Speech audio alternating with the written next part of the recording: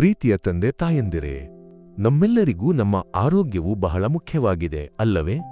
ವಿಶೇಷವಾಗಿ ವಯಸ್ಸಾದವರಿಗೆ ಸಣ್ಣ ವಿಷಯಗಳನ್ನು ಕೂಡ ಗಮನಿಸುವುದು ತುಂಬಾ ಅಗತ್ಯ. ಇಂದು ನಾವು ಮಾತನಾಡಲಿರುವುದು ಒಂದು ಸಾಮಾನ್ಯ ಸಮಸ್ಯೆಯ ಬಗ್ಗೆ, ರಕ್ತದಲ್ಲಿ ಸಕ್ಕರೆಯ ಮಟ್ಟ ಹೆಚ್ಚಾಗುವುದರ ಬಗ್ಗೆ, ಅಂದರೆ ಹೈ ಬ್ಲಡ್ ಶುಗರ್. ಇದು ಕೆಲವೊಮ್ಮೆ ಮಧುಮೇಹದ ಲಕ್ಷಣವಾಗಿರಬಹುದು. ಆದರೆ ಇದು ಯಾಕೆ ಬರುತ್ತದೆ, ಹೇಗೆ ಗುರುತಿಸಬಹುದು, ಏನೆಲ್ಲ ಗಮನಿಸಬೇಕು ಎಂಬುದನ್ನು ಒಬ್ಬ ಸ್ನೇಹಿತನಂತೆ ಸರಳವಾಗಿ ಮಾತನಾಡೋಣ. ನಮ್ಮ ದೇಹವು ಒಂದು ಅದ್ಭುತವೇ ಅಲ್ಲವೇ?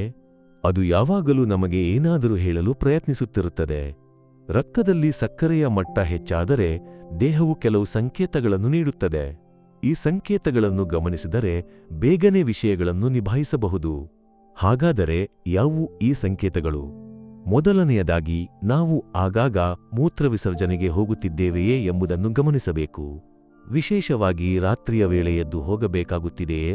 ಸಾಕಷ್ಟು ನೀರು ಕುಡಿದಿದ್ದರೆ ಅದು ಸಹಜ.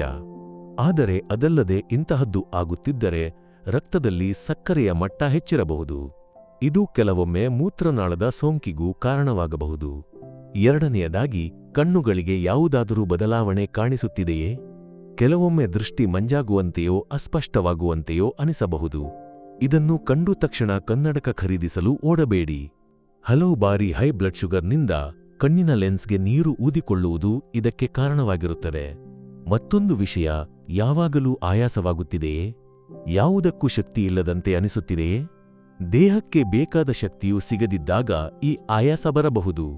ಜೊತೆಗೆ ಬಾಯಿ ಒಣಗಿ ತೇವವಿಲ್ಲದಂತೆಯೋ ಚರ್ಮವು ಒಣಗಿ ತುರಿಕೆಯಾಗಿ ಗುಳ್ಳೆಯಂತೆ ಅನಿಸುತ್ತಿದೆಯೇ? ಇವೆಲ್ಲವೂ ರಕ್ತದಲ್ಲಿ ಸಕ್ಕರೆ ಹೆಚ್ಚಿರುವ ಲಕ್ಷಣಗಳಾಗಿರಬಹುದು. ಕೆಲವರಿಗೆ ಯಾವಾಗಲೂ ಹಸಿವು ಅನಿಸಬಹುದು. ಊಟ ಮಾಡಿ ಕೆಲವೇ ಗಂಟೆಗಳಾದರೂ ಮತ್ತೆ ಹಸಿವಾಗುತ್ತದೆ. ಇದು ದೇಹದಲ್ಲಿ ಒಂದು ಹಾರ್ಮೋನ್ ಕಡಿಮೆಯಾದ ಪರಿಣಾಮವಾಗಿರುತ್ತದೆ. ಜೊತೆಗೆ ಸಣ್ಣ ಗಾಯಗಳು ಕೂಡ ಗುಣವಾಗಲು ತಡವಾಗುತ್ತಿದೆಯೇ? ಇದು ಒಂದು ಲಕ್ಷಣವಾಗಿದೆ. ಹೊಟ್ಟೆಯಲ್ಲಿ ಅಸ್ವಸ್ಥತೆ, ವಾಂತಿಯಾಗುವಂತೆ ಅನಿಸುವುದು, ಹೊಟ್ಟೆ ಊದಿಕೊಂಡಂತೆ ಭಾಸವಾಗುವುದು ಇವೆಲ್ಲವನ್ನು ಗಮನಿಸಬೇಕಾದ ವಿಷಯಗಳು. ಕೆಲವರಿಗೆ ಕೈಕಾಲುಗಳಲ್ಲಿ ಮರಗಟ್ಟುವಿಕೆಯೋ ಚುಚ್ಚುವಂತೆ ಭಾಸವಾಗಬಹುದು. ಇದನ್ನು ನರಗಳಿಗೆ ಸಂಬಂಧಿಸಿದ ಸಮಸ್ಯೆ ಎಂದು ಕರೆಯುತ್ತಾರೆ.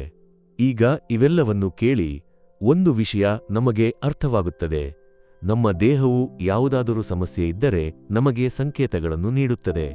ಆದರೆ ಇದು ಯಾವಾಗಲೂ ಮಧುಮೇಹ ಎಂದೇ ಅರ್ಥವಲ್ಲ. ಆದರೂ ಈ ಲಕ್ಷಣಗಳಿದ್ದರೆ ವೈದ್ಯರನ್ನು ಭೇಟಿಯಾಗುವುದು ಒಳ್ಳೆಯದು. ಹಾಗಾದರೆ ಏನು ಮಾಡಬೇಕು? ಮೊದಲಿಗೆ ನಮ್ಮ ಆಹಾರವನ್ನು ಗಮನಿಸಬೇಕು. ಸಾಕಷ್ಟು ಹಣ್ಣುಗಳು, ತರಕಾರಿಗಳು, ಧಾನ್ಯಗಳನ್ನು ಸೇವಿಸಿ. ಸಿಹಿ, ಕೊಬ್ಬು, ಎಣ್ಣೆಯಲ್ಲಿ ಕರಿದ ಆಹಾರವನ್ನು ಕಡಿಮೆ ಮಾಡಿ. ಪ್ರತಿದಿನ ಕೊಂಚ ಸಮಯ ನಡೆಯಿರಿ, ದೇಹವನ್ನು ಚಲಿಸುವಂತೆ ಮಾಡಿ. ಸಾಕಷ್ಟು ನೀರು ಕುಡಿಯಿರಿ. ಇವೆಲ್ಲ ಸಣ್ಣ ವಿಷಯಗಳು, ಆದರೆ ದೊಡ್ಡ ಬದಲಾವಣೆ ತರುತ್ತವೆ.